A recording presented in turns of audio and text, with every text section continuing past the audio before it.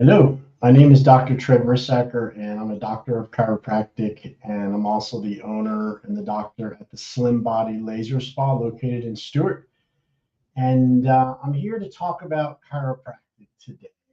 So originally, I'm a chiropractor. 34 years I've been in practice. My father graduated from Palmer School of Chiropractic back in 1950.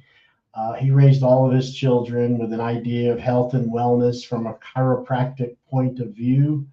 I'm so grateful for that knowledge that he gave us and that chance to be healthy and to have options. I'm not against medicine. Trust me, I understand the importance of medicine, but in chiropractic we have a saying. It's chiropractic first, medicine second, and surgery last. Yet most people are putting medicine first, and then of course surgery and things last. They can do surgery before anything else, and that's crazy. It's not a great idea. So this is a presentation that I had given to my clients many years ago, and I revamped it a little bit. So I hope you enjoy it. I'm going to bring it up on screen here and minimize me off to the left, and let's get started. I see. This is a presentation, and your life and your health is dependent on a free flow of energy from the brain to the body. Chiropractic adjustments ensure that this flow of energy remains uninterrupted, and thus your body will be able to heal itself. Okay, and that's just a basic summary of everything I'm going to go into here today in this presentation. Is your body has the ability to heal itself, and it's truly far greater than anyone has really allowed you to believe. This is something that has been we've been lied to about this. Okay, and your body is incredible. I mean, just incredible at healing. It's the only thing that heals. When you break a bone, we put it in a cast and a splint so it heals straight. It's going to heal regardless. When you have a cut and you put a band-aid on it, the band-aid is there to prevent the dirt from getting in it so it heals without a scar. But trust me, it will heal without it. When you get sick with an infection and somebody puts you on antibiotics, those antibiotics are simply to overcome some of the bacterial load from the bacteria, and it doesn't heal the body. The body heals itself. And so we're very confused about this fact that the body heals itself. But without a proper functioning nervous system, a brain, a spinal cord, and then the spinal bones all being in alignment, and then being able to transfer those messages back and forth to the body, health is very difficult to maintain. So that's where chiropractors come in. All right, so I hope you enjoy this. So let's get started. All right, now modern medicine, are they truly the guardians of our health? We've given them a big role. So we're going to go over some facts about healthcare in America, the costs of healthcare in America. Why are they not able to make us healthier? Why are we number 130, I think, in industrialized nations? We spend more money than most of the nations put together, yet our level of health and longevity is less than, there's 100 other countries that are healthier than we are. And why is that? And also, I'm going to go over a little bit about the business of medicine here, okay? So, in 1960, your chances of dying from cancer were 1 in 30. And your chances of dying from heart disease were 1 in 10. Today, when I did this talk in 2009, it's still the same. Your chances of dying from cancer are 1 out of 3. And your chance of having die from heart disease is 1 out of 2. So turn and look at your friend or your family, and if there's somebody next to you, one of you are going to die from heart disease. That's the statistic.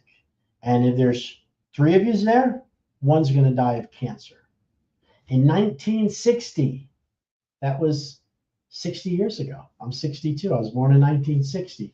Your chances of dying from cancer were 1 in 30. And heart disease, 1 out of every 10.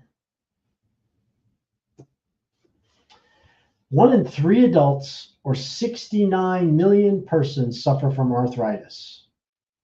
17.5 million persons have diabetes, and there are 1 million new cases each year, costing a staggering $174 billion per year. The Iraq War has only cost us around 50 billion. So,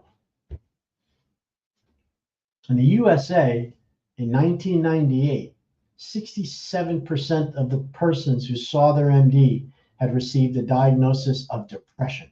67%. The use of antidepressants, Prozac, in the USA is growing faster than any other drug ever produced.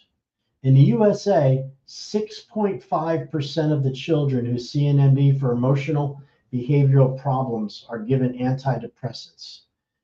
In the general population, 11% of the women and 5% of the men are taking some form of drug for depression. That number has been eclipsed by the use of semaglutide and Ozempic right now. Prozac was made by Novo Nordisk, which is the company that made Prozac. Now they've created the semaglutide and Ozempic. It is the #1 prescribed drug today, just to bring you a little knowledge about that. In the 2000 edition of the Journal of the American Medical Association, the industry's paper, publication, says that the USA spends more than 13% of its gross national product on healthcare. The USA is ranked 37th in the overall health system performance, putting us between Costa Rica and Slovenia. The USA is ranked 24th of the WHO nations when it comes to healthcare. The 2000 edition of the Journal of the American Medical Association reports the following: 30% of all hospital discharges on people that are over 70 years old have a diagnosis of an adverse medical event while under care at the hospital. 30% have been injured somehow. Adverse medical event is what they call it. 12,000 of your friends and people you know die per year from unnecessary surgery. 7,000 deaths a year from medication errors in hospitals. 20,000 deaths per year from other errors in hospitals. 80,000 deaths per year from nosocomial infections. And these are infections that we get being in a hospital because they have so many germs. 106,000 deaths per year from non-error adverse effects of medicine given properly. Now, this statistic came up when Clinton was, I remember this very well, and he did a study, Clinton, did a study on how many unnecessary, medical mistakes were being held, and it was over 200,000 even back then. I think it's gotten more since then, but it sure hasn't gone down. So 200,000 people will die due to medical errors in the USA this year. That is equivalent to 2 747 jumbo jet airliners crashing every day. Think of how you would be surprised and appalled if you found out that 2 jumbo jetliners every single day crashed and burned and nothing was done to really change it, to stop that from happening. 2 planes full of people every day. That's how many people are dying from medical errors in the USA in the year 2000.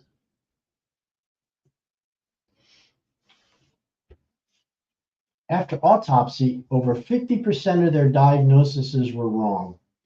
So what happened is the Harvard University did a study on the effectiveness of diagnoses, and they wanted to know just how many people, how correct they were when their diagnoses. Now, Harvard has the ability to take people through their illness and then take care of them, and then a lot of people, if they do die, they can do the autopsies.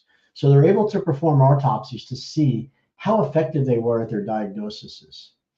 And what they found out was is that they were so ineffective that over 50% of their diagnoses were wrong, completely wrong. And that led to, it's because that there's so many diseases now. There's over 10,000 diagnoses in the Merck Manual of Diagnosis, and they lead to cognitive errors and diagnostic errors. It's so difficult to measure. So if Harvard is getting 50% wrong, think of the normal MD in the school down the road from you. They also wanted to find out how successful they were in overall results. When they did determine the proper diagnosis, how successful were they in treating it, curing it? They found that the patient's entrance diagnosis was rarely, and rarely means like 3% ever cured. Most of those patients eventually died with their original diagnosis. They did, however, prolong their life using supportive procedures like chemo, radiation, drugs, and surgery. So basically, they suffered comfortably before they died. That's what I get from that. Why is this? Why is this happening? I would tell you that it's not really a fault of the healthcare system. It's more of a fault the fact that there's just too many people sick, and a doctor is too busy saving lives. It's not their fault. And this is a story of a bridge over the water, and a young, a super intelligent med doctor, ER guy was coming back from the hospital. He'd been there for a 24-hour shift. He slept in the extra room, as they called him, for new people, completely dedicated to his job. And finally, he had a break to go home, and he's driving down the road along the river, and he sees somebody drowning in the river, screaming, "Help, help, I need help." So he stops his car, he jumps out, he runs out, he rescues the person from the water and pumps the water out of him and basically saves his life. And as he's getting ready to hand it over, there's another person coming down the river. "Help, help, I'm dying, help me, I'm drowning." And he jumps in, swims over, grabs another person, pulls him out, and before he could get that one out of the water, there's another one coming down the river. I mean, there's just person after person. He can't do anything. And here's the problem. Nobody is getting up to see who's throwing them in the water. Who's pushing these people off the bridge? Why there's so many? And it's not their fault. It's not the doctor's fault. It really isn't. The system is there's just people so sick. And why is that? I always tell a story when I do these talks about there was a town built under a cliff. Town built under a cliff. And what does that mean? So there was a town that was built, basically there was a town in the New Mexico area where there's lots of cliffs and sharp corners. And there was one corner where the cars would go around, and it was a sharp corner, and on the corner was a cliff.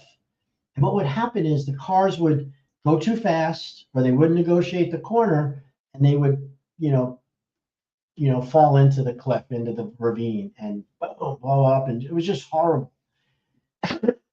And the town would send ambulances from the town, which is about 30 miles away, and by the time the ambulance would get there, the people would be dead. They couldn't help them, or they'd be so horrifically injured that they would die on the way to the hospital. So the town got together and said, we got to do something about this. And what they did was they decided to pass a tax, and they were going to build an ambulance corps in closer to the cliff, down lower, so when people did go over the edge, they could be there and be there quicker to help them. And they passed the law, they got taxed, they built this building there, and sure enough, certain ambulance drivers were put in there, and they waited, and when people came off the cliff, it was much better. They could get to them quicker. They were able to save some lives, but some of the lives were lost on the way to the hospital. It was a 30, 40-minute drive, and they needed to do something better than they were doing there. And they had a referendum, and the community agreed that they would pay their tax money to build a better triage center, somewhere where people could at least be stabilized before they transport them to the hospital. And they did so. And as they built this triage, it was getting a little larger, and they needed some people there to man it, and some staff and some people to do cleanup and infectious disease and other things. But they were able to save some lives because they could stabilize people before they would actually have to get in the ambulance and go to the hospital. Well, that wasn't working as well as they were hoping. They were still losing people, and a referendum was passed by the community, and they made a decision to build a full-fledged hospital at the base of this cliff. And it made sense. That way they could help people, they could rehab them, get them stronger, get them better, and that's what they did. And as they built the hospital, they brought in nurses, and they brought in doctors, and there was administrative staff that had to be there, and there was people that took care of the building and maintenance, and at the same time. So these new people started working there, and they started buying lots and property close by, and some developers said, this is a great opportunity to put up some apartment buildings for all these nurses and these doctors that are here for this under this cliff. And so nurses have children, and children need school, and they brought a school in there, and they also had playgrounds, and they needed recreation, so they built up movie theaters, and of course they needed some stores for food, and they built several stores had come over. Other businesses in the area saw the opportunity, and they came and built their own businesses there because they could see that this was a new upbuilding area there that people were moving into in order to help the people that are coming off this cliff. And, a whole town gets built underneath this, supported by the injuries from people driving off the cliff. And somebody came along, I like to say a chiropractor, but probably not. And somebody goes, wow, why don't you put a fence up or a guardrail up along that cliff, and or alert people that there's a cliff and force them to slow down or something to stop it? The town was horrified. Well, that's misinformation. What do you mean? Walls don't work. They'll still go over it. They'll bust through it to get through it. Yeah, but it might help. Yeah, well, you know what? You're a kook. Get out of town. We don't want to hear about it. Everything is fine. We're taking care of people. We don't need to do that. And then somebody else comes along and says, we need to figure out, maybe we're diverting the road a different way so it doesn't turn so sharp up here. And then the ecologists in the area, that means we're going to have to plow into an area where there's this protected frog that lives up there in that one area, and he's a lone survivor. And if we divert the road, that frog's going to perish. So are you okay with killing frogs or these beautiful little animals? That's what's going to happen if you divert the road. In other words, everybody fought it, and they never corrected the curve. They didn't put up a fence. And to this day, that town is still there, making money, surviving, building economy off of a cliff where people are perishing. Now, obviously, that's a fictitious story. But you know what? There's a lot of truth in that. You know it, and I know it. Medicine is big business. And I did a little research. I went on ChatGPT, and I said, give me the top 10 most successful business models in America today. Top 10. Income, people being employed, and such. You know what number one was? Hospitals. Yeah, hospitals. Number one. Number two was toiletries and over-the-counter medications and things you would buy at the store on your own for health and for personal care. That's number two. Number three was the pharmacological big pharmacies. No, not big pharmacies, but big pharma. Pfizer, this drug industry is number three.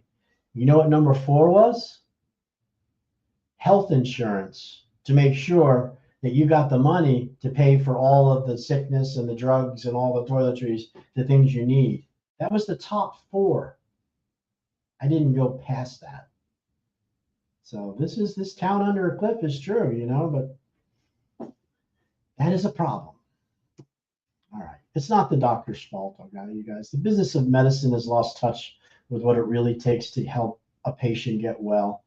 That is teaching and motivating, prevention and wellness. The Latin definition of doctor is teacher, not prescriber. Doctors are overworked, mostly underpaid, swimming in the fear of medical malpractice, the bureaucracy of insurance, Medicare, managed care, not to mention whenever you speak up against the government issued healthcare and government issued drugs, you will be definitely ostracized and pushed out of the system just by questioning it. For every new drug approved by the FDA, several drugs are taken off due to the harm they're causing. They're so inundated by sick people, they don't have the time or the chance to teach prevention or motivate wellness. Well, chiropractic care includes chiropractic, and we have come to the rescue of you poor people. All right. So, chiropractic was discovered. No problem here with my Zoom. Chiropractic was discovered in 1895 by Daniel David Palmer. The story goes that Harvey Lillard was a janitor in the Ryan block where Palmer had his office. Harvey Lillard had been so deaf for 17 years that he could not hear the racket of a wagon on the street or the ticking of a watch. Palmer made an inquiry as to the cause of his deafness and was informed that when he was exerting himself in a cramped, stooping position, he felt something give away in his back and immediately became deaf. An examination showed a vertebra racked, meaning misplaced from its normal position. Palmer reasoned that if the vertebra was replaced, the man's hearing should be restored. With this object in view, a half an hour's talk persuaded Mr. Lillard to allow him to replace it. He said he racked it into position by using the spinous process as a lever, and soon, it was 3 days actually, the man could hear as before. There was nothing accidental about this, as it was accomplished with an object in view, and the result expected was obtained. There was nothing crude about this adjustment. It was specific, so much that no chiropractor has equaled it. His son, B.J. Palmer, D.C., Ph.D., is the man who actually developed the art, the science, and the practice of chiropractic as we know it today. My father, Thomas Rissacker, D.C., Ph.D., was trained by B.J. Palmer and his staff at the time. B.J. didn't die till the 60s, and my dad graduated in 1950.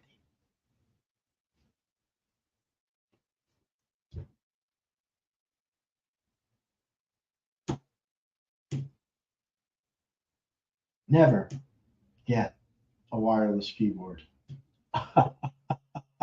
That's all I gotta say. Just like a medical doctor, to become a chiropractor, a person must have a 4-year bachelor degree and then 4 years of chiropractic college. Doctors of chiropractic are considered primary care portal of entry doctors in all 50 states. Chiropractors can perform physical exams, take blood and urine samples, perform EKG, and recommend MRI or CT scans. A chiropractor can do anything a medical doctor can do except prescribe drugs and perform surgery. There are 50,000 licensed chiropractors. How safe is chiropractic? 25 to 30 million adjustments will be given this week. Chiropractors must maintain malpractice insurance. The average cost for chiropractic malpractice is around $1,500 to $3,000. The average cost for medical malpractice is between $8,000 and $50,000, depending on their specialty. 95% of all chiropractic patients surveyed said their experience with a chiropractor was a positive one. Arnold Schwarzenegger, actor and past governor of California, was a huge proponent of chiropractic. He says, I am very fortunate to have an in-house chiropractor with Dr. Franco Colombo, DC. He adjusts my wife, my kids, me, everybody gets an adjustment.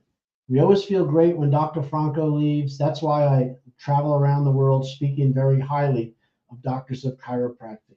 You chiropractors are miracle workers. Tiger Woods, golf celebrity, chiropractic patient. Being a chiropractic patient has really helped me a lot, Tiger Woods says. When I was in a growth spurt, my back became very sore and I was weak. My chiropractor really helped me a lot. Not only did he adjust my spine, but he gave me exercises also. If you are tall or gangly like to play sports, I would recommend seeing a chiropractor. I think if you're breathing, you should think about it. Emmitt Smith, pro football star, chiropractic patient. Emmitt Smith said, I found a chiropractor really good at balancing out my body to make sure my hips are rotated right and my body is functioning properly. Anyone who suspects Smith is exaggerating his chiropractic role in his career need only look at the 33-year-old running back's eyes when he talks about chiropractic. If you have traveled, done what I've done, and seen the results from seeing the chiropractor, then you would understand where I'm coming from. The Yankees baseball team are chiropractic patients. The Yankees are hiring a team chiropractor. My chiropractor is amazing, says center fielder Johnny Damon. I just hope the team seeing the chiropractor translates into better results on the field, not just for me, but for the entire team.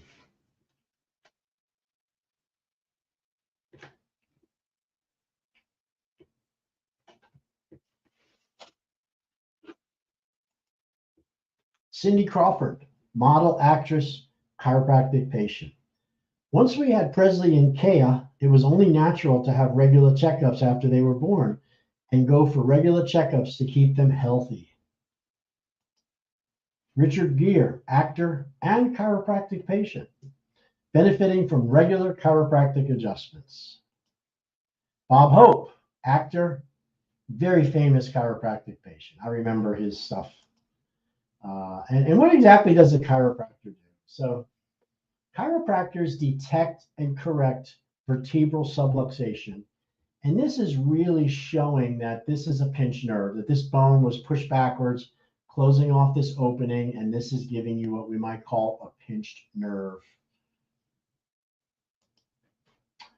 The definition of a vertebral subluxation is a minor misalignment between the bones of the spine, causing nerve interference and a loss of health.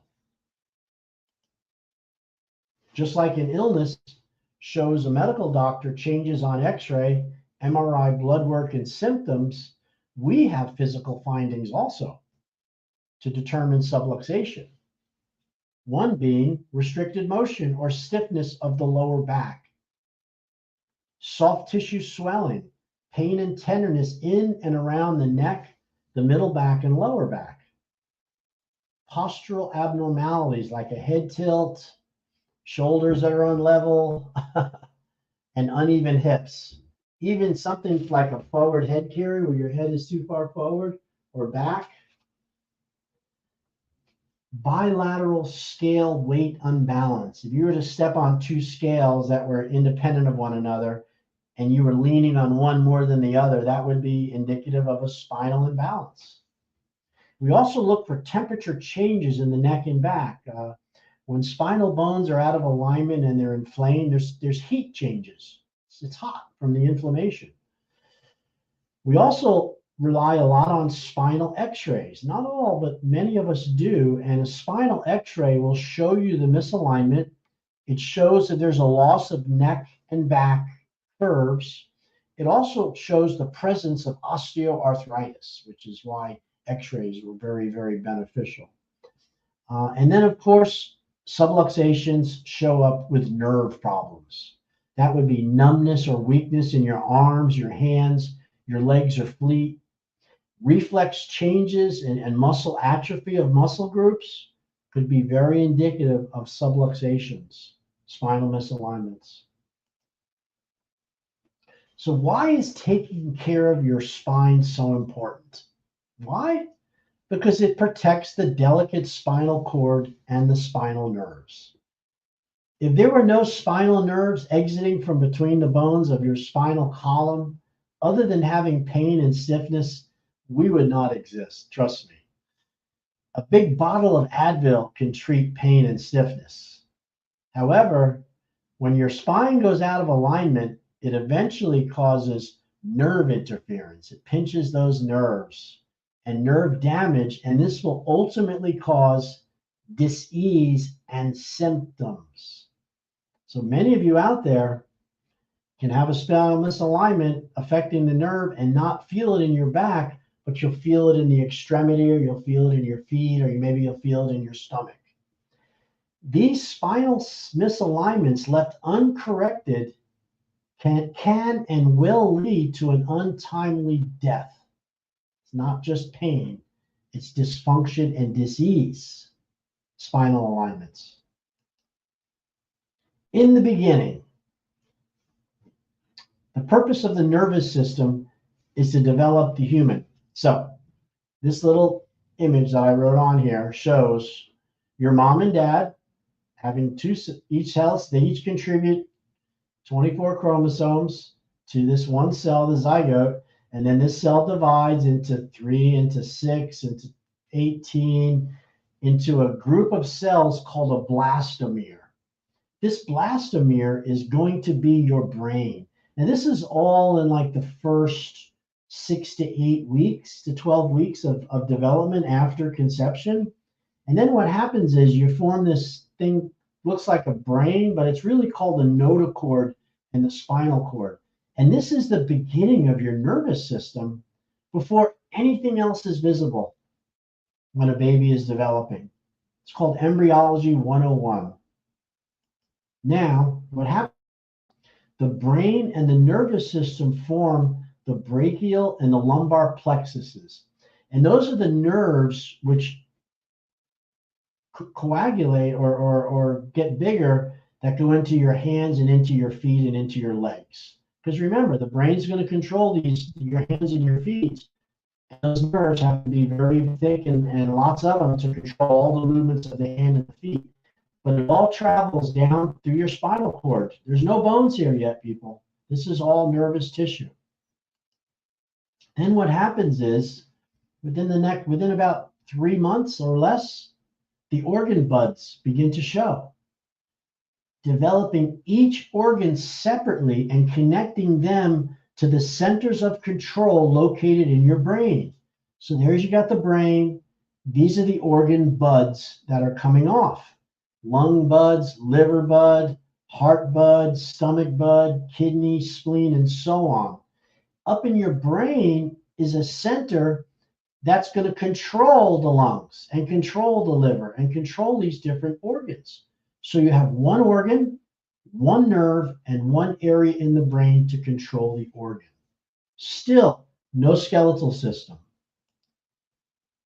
Now what happens is these organs develop and mature in a very short time. One spinal level, one nerve, one organ, all connected to the centers of control within the brain. And this is a little more detailed of what is covered. Your cervical, first C1, head, eyes, ears, and autonomic nervous system. That controls all your digestion, breathing, and heart rate. C2, your sinuses and ears. C6 and 7, that's the brachial plexus. Shoulders, arms, hands, and also to the thyroid gland. T2, a little down the spine, top of your shoulders, it feeds your heart and lungs. T5 and T6 controls the stomach, liver, and spleen. T8, 9, and 10, thoracic, as you're going down towards the lumbar, we're now controlling the pancreas, the gallbladder, the kidneys. L2, T12 through L1, small intestines. L2 through L4, large intestines, your bowels. L4 to S1, legs, knees, feet. S1 to S5, your sexual organs, all traveling down your spinal column.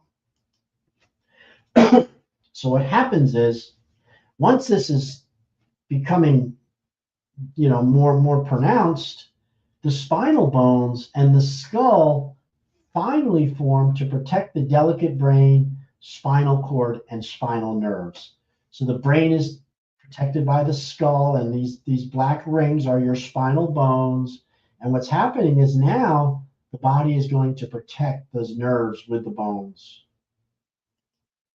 Spirit has been busy molding matter, and finally, after 9 months, the human being is born. So that's amazing to me, in 9 months, that this can happen from just those one cell from mom and dad and everything that happened here. And it's all connected through the spine to the brain, back to the body, up to the brain. And hence we have a human being. This is Gray's Anatomy. This is a chart of the autonomic nervous system. And this is something that all doctors study from. So medical doctors know this, okay? On the left side, you have the brain stem and the spinal cord going all the way down, okay? And this would be the brain stem, this would be the middle back, and this would be the lower back.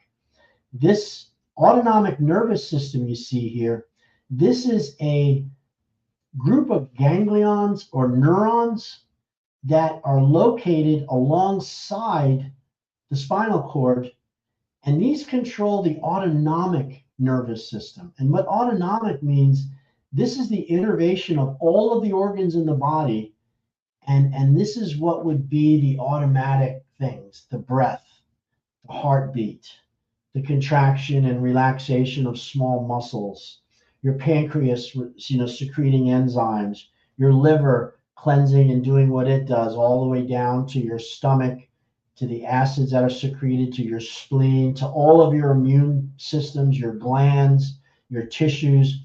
These actions are created autonomically.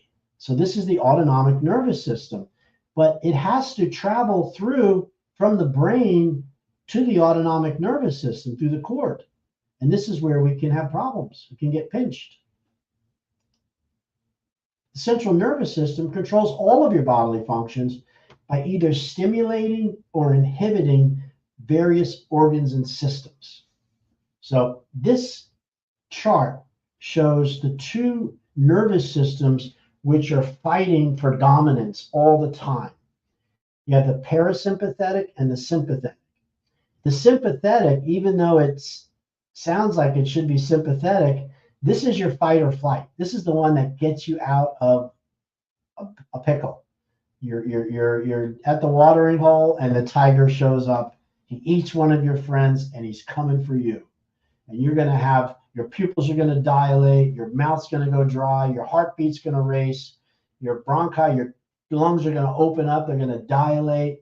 You're going to inhibit all peristalsis and secretions because you don't need to digest food, you got to run. Converts glycogen to glucose, produces adrenaline, and inhibits bladder contraction. This is what happens when you run and fight. Everything speeds up. On the left side here, we have the parasympathetic. This is when the tiger leaves, you feel safe, and you're home in your cave, and now you're hungry. You get saliva flow. Your heartbeat slows down. Your bronchi starts to close up and constricts a bit. You now have stimulates peristalsis and secretion so you can start digesting food. It also stimulates the release of bile and it contracts your bladder. This is called the feed or breathe. So all the nervous system either speeds things up or slows things down. And what's important to understand about this is you can't have them working both at the same time. You can't be accelerating your heartbeat at the same time decelerating it. You can't be dilating your bronchi at the same time you're constricting it. This is the source of a lot of illness and problems in everybody. And by the way, medicine is only treating these, they call them symptoms. Medicine is doing drugs to speed up your heart or slow it down. They give you inhalants to either open up your lungs or slow or close them down. They either stimulate peristalsis or they inhibit peristalsis with drugs and Tagamet and protease inhibitors. I could go on and on. This is how they create all their drugs, is by looking at the function of these organs. But the problem with drugs are they're only treating one part of it. They're not looking at the whole organism. And thus, you can create other problems as a result of that. All right. When spinal bones are aligned properly, there is a complete transmission of nerve impulses from the brain to all parts of your body. This equals good health. And these are three vertebral segments, V1, V2, V3. These are the openings where the nerves come out. You see this big hole, and those are good alignment. So those holes are nice and wide and open. Now, this is what happens when you have a pinched nerve or a misplaced vertebra. There's V1, V2, and V3. And now the opening where the nerve came out has been changed in its shape. On an x-ray, we call this a figure 8 deformity. It looks like an 8 because the oval is now moved and it's pinching the nerve. This is creating the problems with the nervous system, with the organs, with your hands, with your feet. Depends on where the bone is and what area it controls. The brain is connected to each and every tissue cell in the body. This information must travel down the cord and then back to the brain. So this little chart shows you that there is a flow of information which is produced by the brain. It travels down your spinal cord, goes out to the organs. The organs take the information and then they do whatever it is they're supposed to do. And then they send information back up to the brain so the brain can control and coordinate these functions. Without the brain controlling and coordinating, none of these functions would happen. That's why you cannot cut nerves. If you cut nerves, people die. But what's happening is spinal subluxation is creating an interference to this flow of energy. And when you interfere with the flow of energy, you get sickness, disease. When flow is proper, you have the brain has the intelligence, you have 100% flow, and then your tissue functions 100%, and that equals perfect health. But subluxation, shown in this red line here, here's the brain, 100% intelligence, 30% of the flow is lost because of a pinched nerve, subluxation. Now you're only getting 70% in the tissue cell. This could be a liver cell, a heart cell, a lung cell, could be a stomach cell. Now, without the proper innervation, the flow is lost. You've got 70% function down here. And then this cell can become sickened, weakened, and it can die and it can be damaged because it's not getting enough life force. And then, of course, that flow can be interrupted as it goes up to the brain the same way as it goes down to the tissue. This, my friends, is the crux of the matter. These subluxations, depending on where they're located, top of your neck, base of your neck, middle back, lower back, pelvis, if these subluxations are there, you might have a problem in your feet, your hands, your head, your nose, your sinuses, your breathing, your sexual organs. And a doctor will never tell you about this. An MD does not look at this as a cause of disease. Remember that. They ignore this. They say that subluxation exists, but it doesn't affect your health. Don't they know anatomy? Haven't they read and looked at what a pinched nerve can? They all go to the chiropractors, but they don't want you to know it for some reason. I think it's that town that's built over the cliff. They just don't want you to know because you won't need them as much. All right. This is a better way of looking at another analogy. Your brain, your spinal bones, and the body are similar to an electrical circuit at home. What happens if you overload the circuit a fuse will blow, right? You know, you go to your panel in the garage and you see all your, the power comes in from the power company and it goes through those circuits and it's distributed to all your rooms. Well, if you overload a room, the fuse blows, right? Your spine's the same way. These appliances on the circuit that blew the fuse are replaced by stressors like pain, job stress, family stress, financial stress, anger, and patience. So the brain is an electrical circuit which has to make a complete continuation from the brain to the organs, back up to the brain. And in the form of your home, if you don't unplug some of the appliances in the kitchen, you can keep putting that switch on as many times as you want. If you don't take some of the load off, the fuse is going to blow. And that's the same way your body works, except instead of it being appliances, it's your spouse that you're unhappy with or pestering you about something. You're suffering with financial worries. Your in-laws are moving in. Fox News or CNN is putting out things you don't want to hear and you're angry over that. Maybe you've got some health problems. Maybe you're fearing some job loss, or maybe you had an injury like somebody hit you with a car. That subluxation is now, you got to get this off the load for you to keep that circuit clear. There's too many stressors, blow the vertebral subluxations. Bones actually move out of place when you're under enormous amount of stress because the muscles that support it will become spasmodic and eventually they can pull and wrench the vertebra to the side without being hit by anybody, you guys. Stress. When these stress circuits overload a fuse, your spinal alignment will blow and you'll get sick. Just like flipping the switch to turn the lights on, chiropractors, by adjusting misplaced vertebra, restore the power back to the body. An adjustment turns the power back on and restores the body's ability to heal. In order to stay healthy, you must do things to keep yourself healthy each and every day for the rest of your life. Nothing is stationary. Health is not stationary. You're either moving towards health or you're moving away from health. Do you really understand this?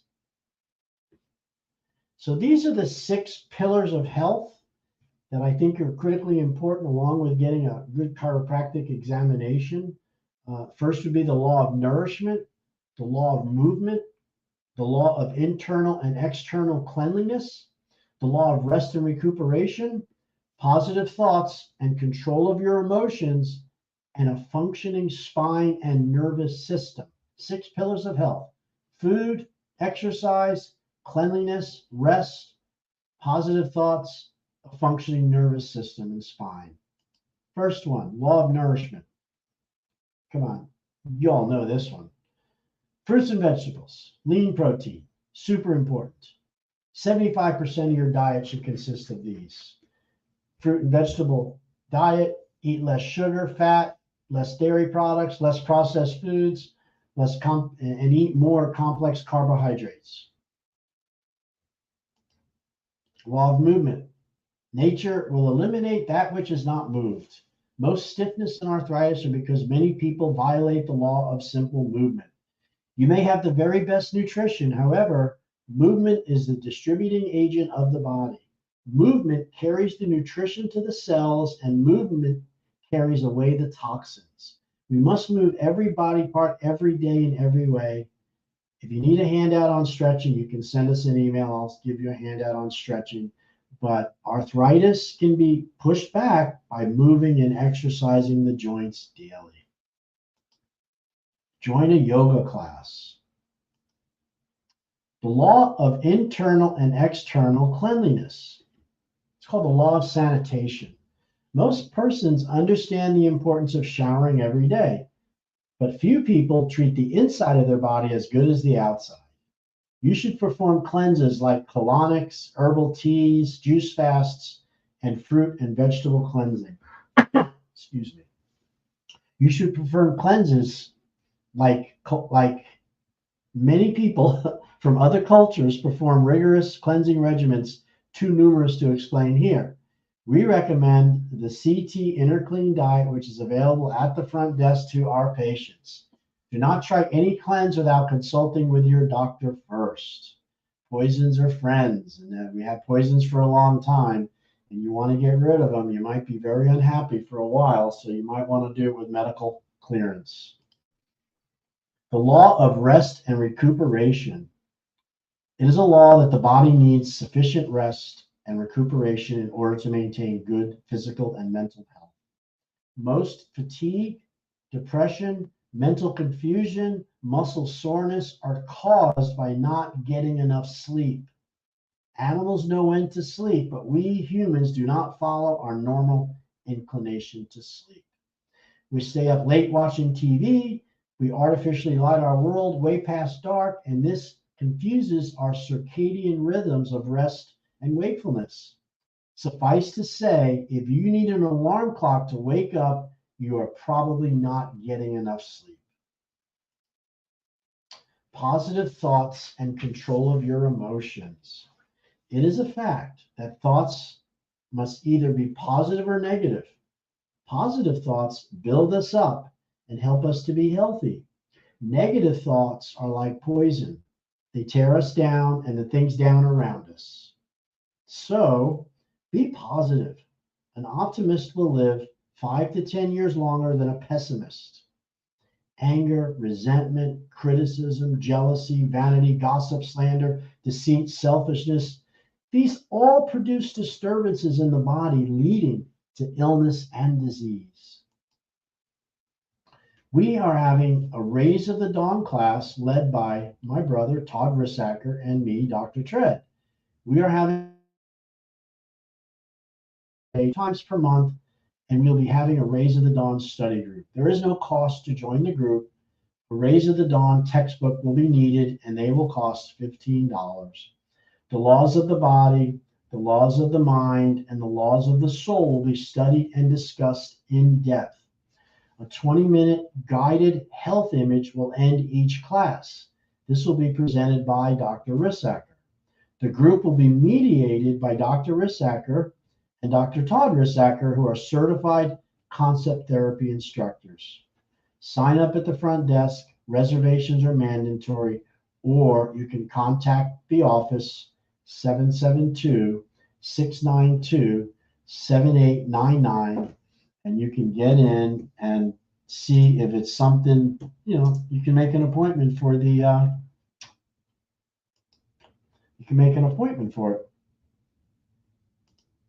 There you go. There's the phone number, 772-692-7899.